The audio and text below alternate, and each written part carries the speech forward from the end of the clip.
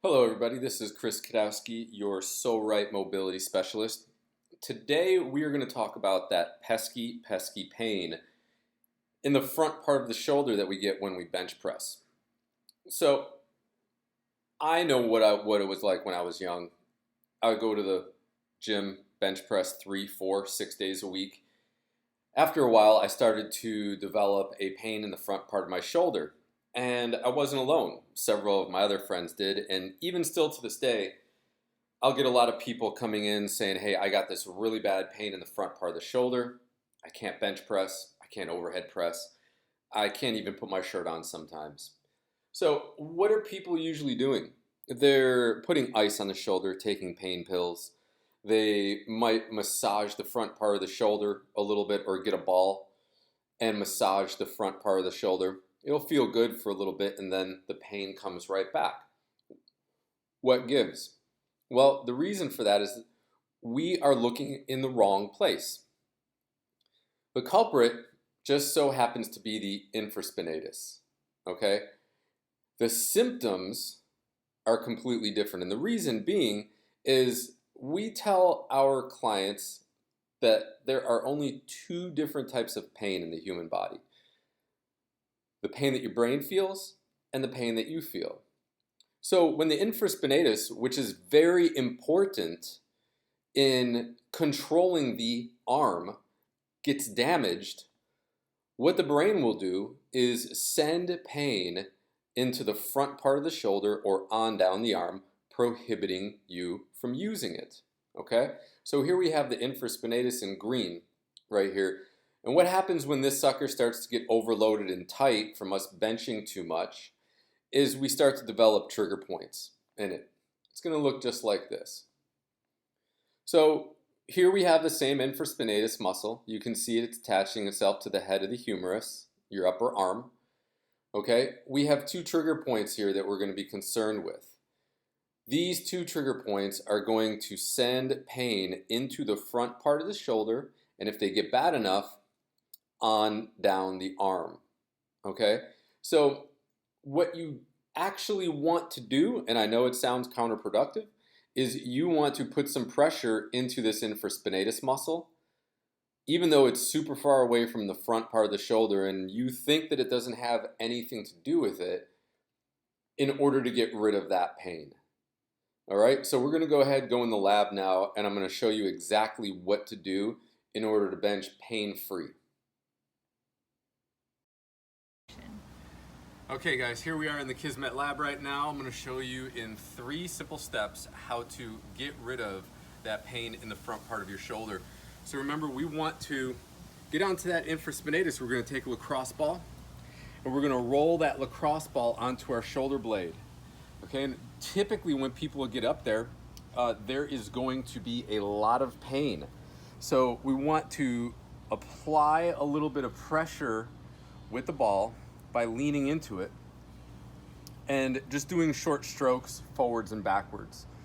Okay, after that pain starts to subside a little bit, we can now start to tear that tissue apart a little bit deeper by moving the arm as we are rolling.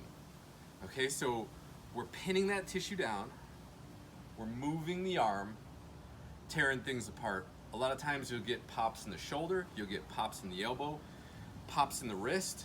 That's just your fascia releasing, resetting. Okay, and typically we want to work this out for about 4 to 6 minutes. Just slow, methodical, and we want to keep on digging that ball into the shoulder, releasing the tissue, making it hurt oh so good. Okay guys, step number 2. Now that we got rid of that pesky pain in the back part of the shoulder, what we're gonna do is get rid of the pesky pain in the front part of the shoulder. So that tissue in the front is typically a little bit adhered, glued together. So what we wanna do is take that same lacrosse ball, get into the front part of the shoulder, and just start to massage that tissue, just start to break it down, heat it up, by applying that pressure wherever it hurts. wherever it hurts so good, that's where you want to target, okay? After about 3 to 4 minutes of doing that, now once again, we can start to move our arm. So you're gonna continuously adjust the ball, but you wanna get in there and break up anything that might be tight, tender, anything that doesn't feel rosy, all right? So once again, 3 to 4 minutes while you're just trying to roll and move that arm, okay? Putting it behind the back, all different ways that you can move that arm, that's what you want to do. So it's going to be 3 minutes of continuous pressure, not moving your arm, and then 3 minutes while you are continuously adjusting the ball and then continuously moving your arm. Okay guys, step number 3, here we go. Now we want to drag that humerus back into the cavity. Our shoulders are the happiest when they sit back, okay? Kind of like you're carrying 2 suitcases trying to intimidate somebody. You see boxers, you see a lot of people who bench press, they're gonna have shoulders that roll forward. Lots of problems. Everything back there is stretched and stressed out. So we want to use the band in order to get that humerus back into its cavity. You can get these bands off Amazon, anywhere, Rogue Fitness. They're typically about $7 to $10. This is an average band. I got it from Wad Nation, it looks like. And you're gonna fix it to a tree branch. If you got a rig at your house or something like this, take it to the gym, put it in the rig. And what you're gonna do is a banded bully.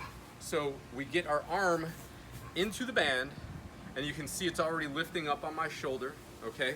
We are going to get the hand in back. You're gonna grab your own hand, bring it in back, okay?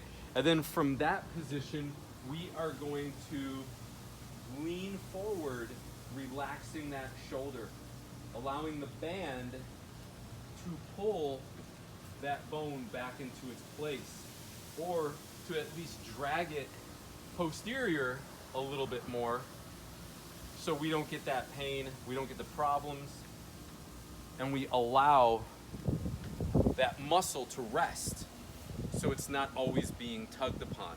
You're gonna hold that position for about 30 seconds to a minute.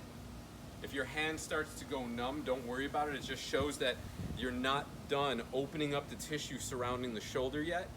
Okay, so that would be a good time to then go back and do a little bit of mobility on the infraspinatus, and then also on the front part of the delt, maybe a little bit in the chest.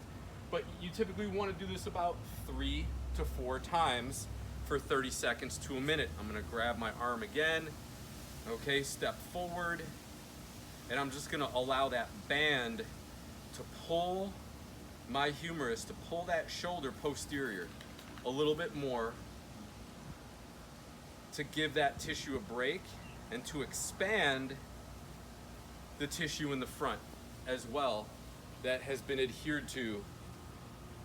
Those 3 steps right there, pain-free benching all day, every day. All right guys, bonus material here. We have the Back Buddy, $29 I believe on Amazon. You can grab it.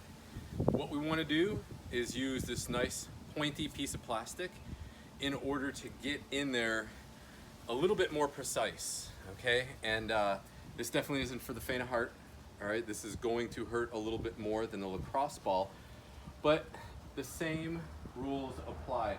We want to get that sucker right into that infraspinatus, right where it feels sore, okay? And what I like to do is just lean up against the wall right into it. All right, and as you're doing that, you are going to feel a tremendous amount of pain get referred into the front part of the shoulder. Possibly this is the stuff that even brings it on down the arm into the hand, okay? Even though you can't feel that, even though it's not bothering you, if it is going in there, that means you do have that problem. So we want to get rid of it, okay? The other thing that we can do is just short strokes back and forth, okay, into that area, massaging the muscle, opening it up, getting the tissue to breathe. Once again, this one isn't for the faint of heart, but it does work a lot better than the lacrosse ball.